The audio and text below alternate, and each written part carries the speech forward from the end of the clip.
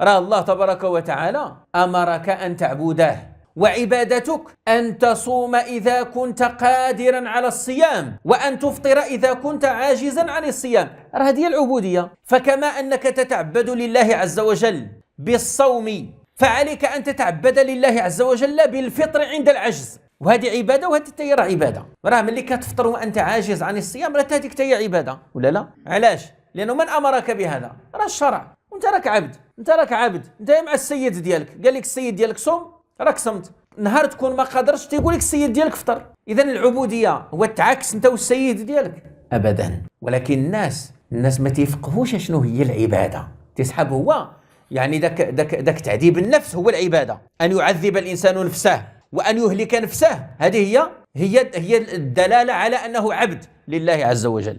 بالعكس، راه العبادة هي أن تمتثل أمر الله.